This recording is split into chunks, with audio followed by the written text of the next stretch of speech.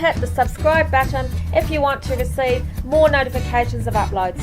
Also, give us a thumbs up if you enjoyed the video and leave a comment. I love to hear from you.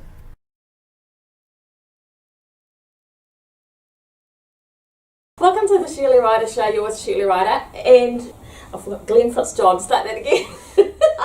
You know what? I'm going to have to edit in the name of your... Or can you just tell me the name of your band on camera? Because I'll probably... What band? No, that's alright. Keep it going.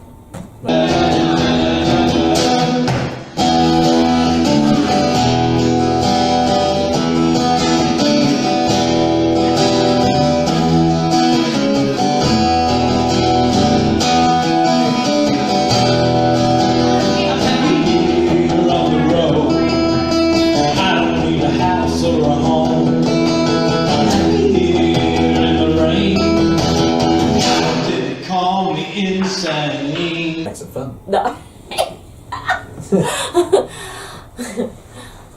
Yeah, so No, start again. Hold on. Oh, real? Oh, yeah, real man. Okay. Welcome to the Shirley Rider Show. You're with Shirley Rider, and today we've got Glen Fitzjohn on the show. Hi, Glen. Hey guys, how's it going?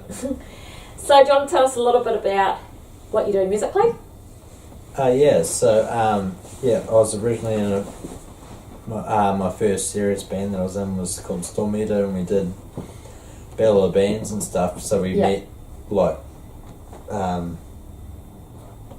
super cool bands in Tauranga, which was real interesting, like Super Narco Man and Street Meat Protocol, and there was just heaps of bands that we met, and we had no idea at the time because it was a bit of a desert. Tauranga was a bit of a desert at the time, and then we met all these bands that were so fucking cool. So you were you hang out with the Tauranga Music Sux crowd, yeah? Oh, hard out, yeah. Yeah. No, everyone involved in that is brilliant. Yeah. And Austin's great, but everyone that's involved in it, it's a group effort. Yeah. It's pretty cool. Yeah. So it's the alternative music scene, which I've always been attracted to and involved in. Yeah. Because they used to have their little concerts on the tunnels. Yeah. Yeah. We used to do tunnel concerts, and then we started doing we did one on the Mount, and that was cool, and we spoke to the local Māori tribe. Didn't bother asking the council, obviously. So, played on top of the Mount, and then we just do our own thing. We're out of the system, really. Yeah. Which is awesome. Yeah. Yeah. Cool. Obviously, Tauranga Music Sux is like totally key to the underground music scene, the alternative music scene, whatever you want to call it. And then the incubator started up, and so I got involved in the incubator. We stopped doing Storm Eater at the time, so I started a new band called Jim Jones and the People's Temple. As an artist, I'm not one of those people that can play to like in a covers band to people that just want to dance.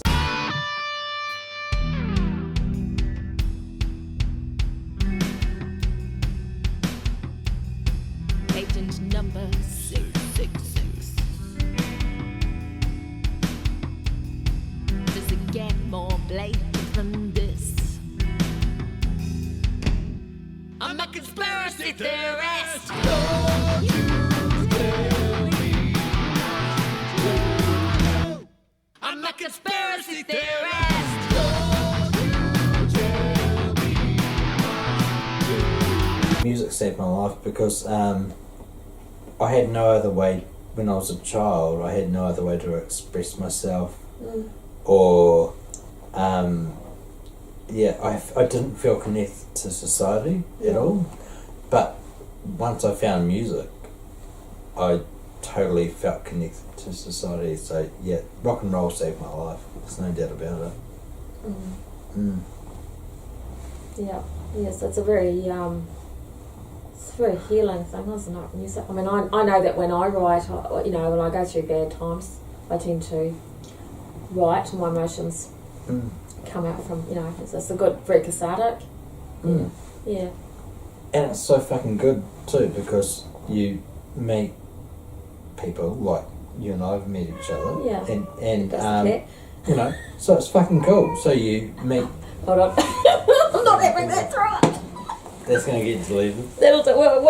We just take up where we go. No, you can come through here. Come on, no. You can't through here. Oh my god. Come here. You should leave. Yeah. You leave it. Oh, you know what I was going to do? I'm going to start it anyway. Here we go. Take 500. Again. I'm a musician, and music saved my life, really, to be honest. And and music is amazing. And so, if there's any young people out there that feel hopeless or anything like that, I'd say music is a good avenue to go down. How did you get into music in the first place? My dad had a good taste in music, and he was a truck driver, and so he'd listen to like Neil Young and Bob Dylan and stuff like that, Joni Mitchell, and so I had a real good upbringing, and great parents, which is always fantastic. Yeah. And I had a good upbringing, a musical upbringing, and I loved it. Yeah, it was fantastic. I was listening to Nirvana at the time. Oh, I used to love Nirvana. Yeah. They're great. Oh no, I fucking hate it. It's so good. And so I was just strumming along. I didn't even know how to tune the fucking thing. Yeah. And I was like 8 years old or whatever. And it was cool, and it was fun. I was just like, So between David Bowie and Kurt Cobain, they're the two that snapped me into music. Wow. Because I always thought like Nirvana, because grunge was pretty. I didn't like grunge until Nirvana came along. They kind of made it commercial, didn't they? Really? Yeah. Because they had melody, I'm a big lover. I love melody. Not that the interview's about me, but anyway. Yeah. Oh, don't even start me on that. I'm not. I hate that Nevermind album. Like, I really do. Do you?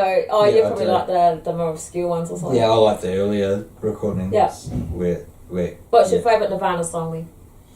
Ooh, fuck. That's a good question. Maybe Floyd the Barber. And you play the harmonica? Yeah, I play it. And because my dad was a truck driver when I was a kid, and we used to listen to Radio Harakey. Yeah.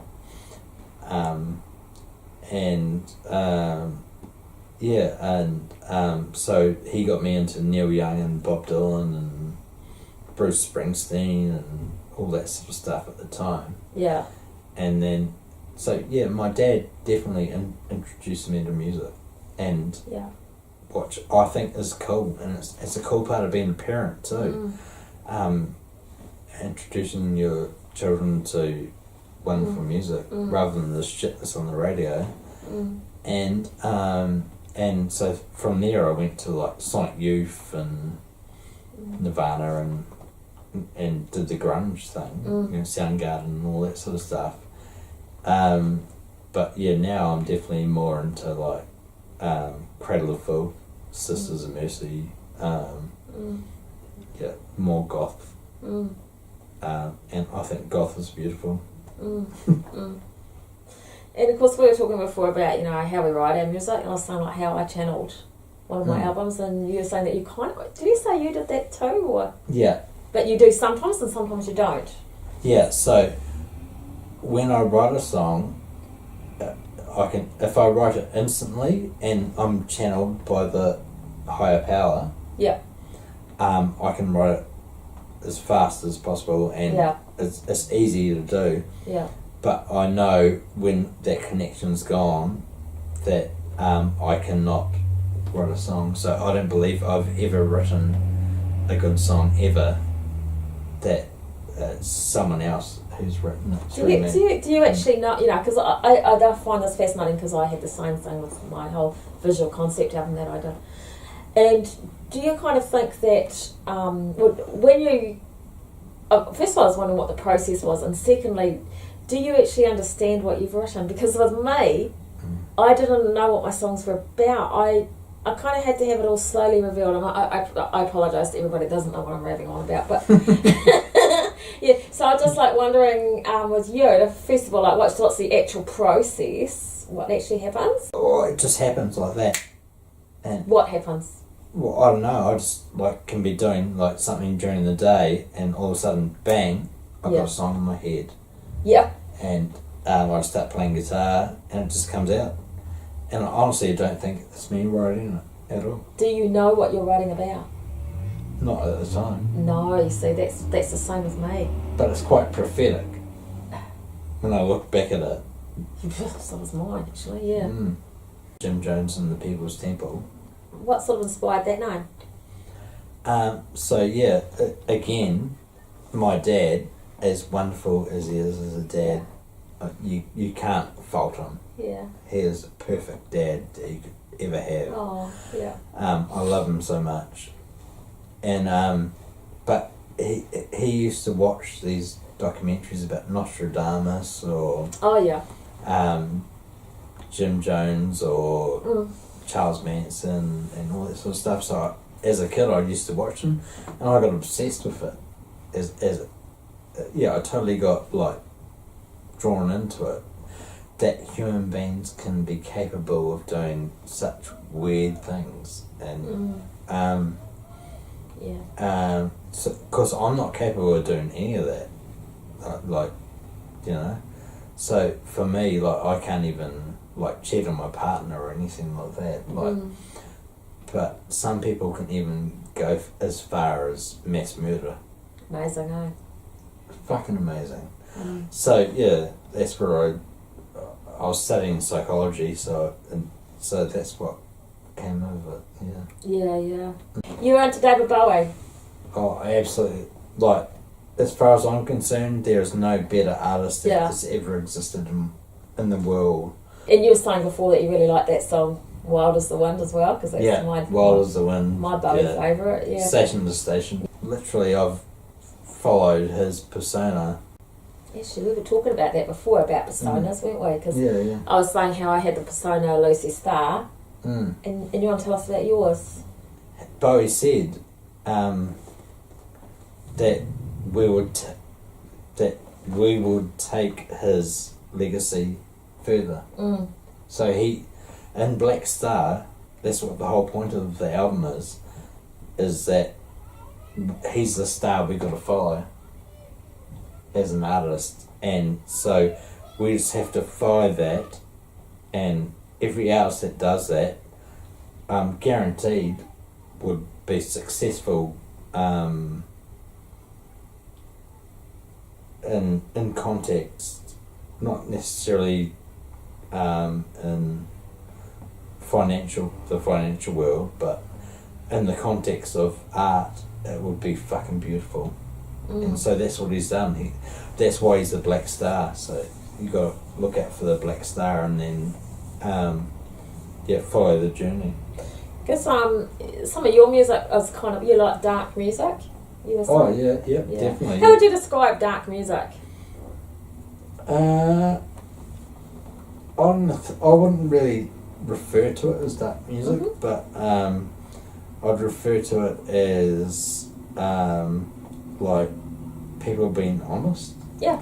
You know what I mean? Like, because you're talking about the shadow, the shadow. You want to talk about that? Yeah, Carl Jung, and he talks about the shadow, and so every human being has a dark side to their personality, and we all have to, as human beings, to embrace that shadow. And it sucks, but we have to, and you just need to make life better for everyone around you.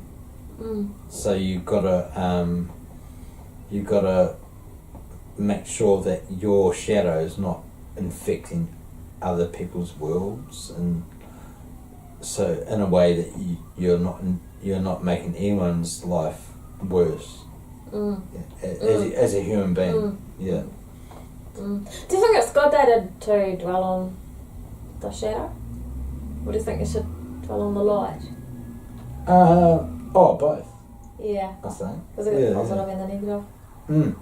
Yeah, but just to embrace that, to realise it's but I think what the problem human beings have in general is that they do dwell on. They judge people by their dark side. Our nature is quite dark. That's right. It's quite. We're survivors, but we're also beautiful and we're good artists. Yeah. So tell us about your music, because I heard one of it, what's it called? The Well?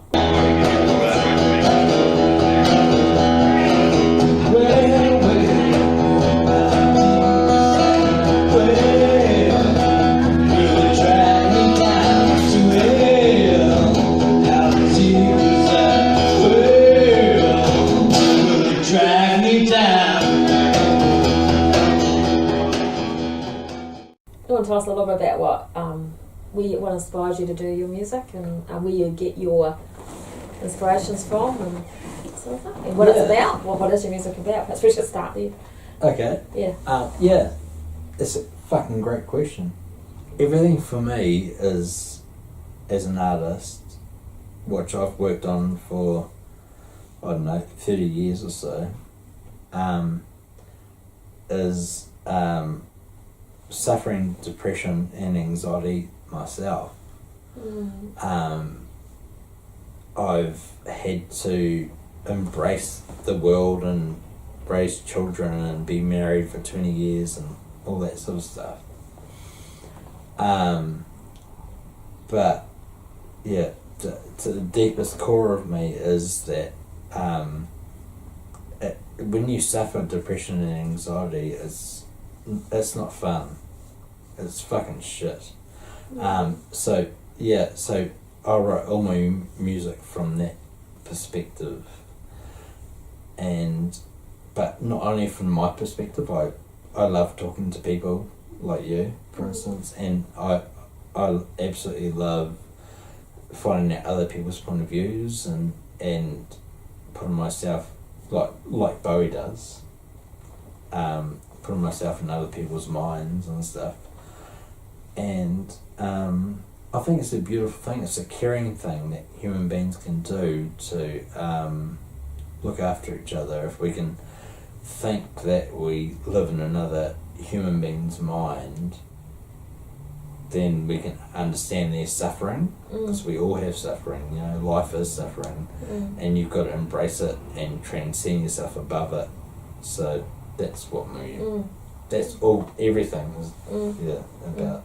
And so that's basically what inspires you to write as well? Yeah. Yeah. I don't want people to think they're lesser than other human beings because they have depression or anxiety or whatever, PTSD or whatever they've got. I don't want them to think that they're abnormal, because they're not. This is just life. So yeah, and it is deep and it's dark. So yeah, the music is quite deep and dark, but it's reality.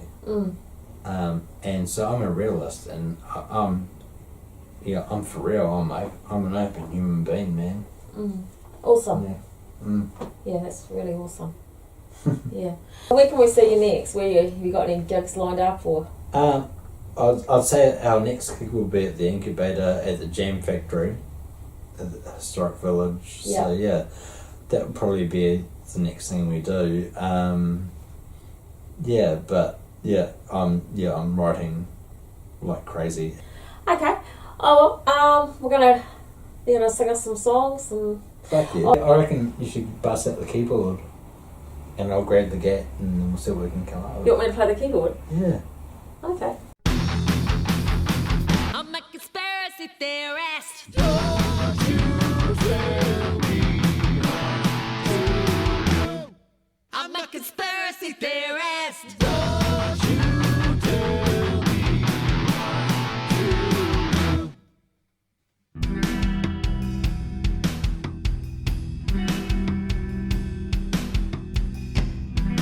believe in COVID-19. I don't believe in Bill's vaccine. I'm a conspiracy theorist. Don't you tell me what to do. I'm a conspiracy theorist. Don't you tell me what to do. Knock on me. I don't give a fuck. Knock on me.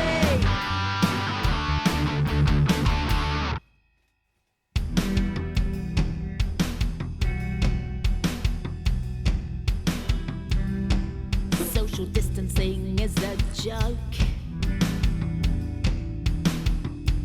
Ziggy didn't die when he shared my toke. I'm a conspiracy theorist. Don't you tell me what to do. I'm a conspiracy theorist. Don't you tell me what to do. Knock on me. I don't give a fuck. Knock on me.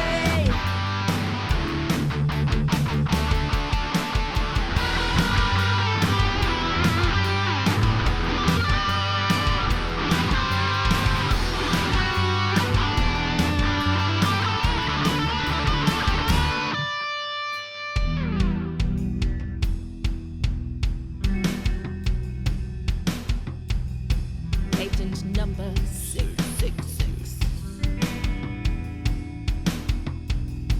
Does it get more blatant than this? I'm a conspiracy theorist. Don't you tell me what to do. I'm a conspiracy theorist. Don't you tell me what to do. Knock on me. I don't give a fuck. Knock on me. I don't give a fuck. Knock on me. I don't give a fuck. Knock on me. I don't give a fuck. Knock on me. I don't give a fuck. Knock on me. I don't give a fuck. Knock on me. I don't give a fuck. Knock on me. I don't give a fuck. Thanks so much for being on the show. And No worries, yeah, mate. I'll catch you around. Hard out. Yeah. Cool.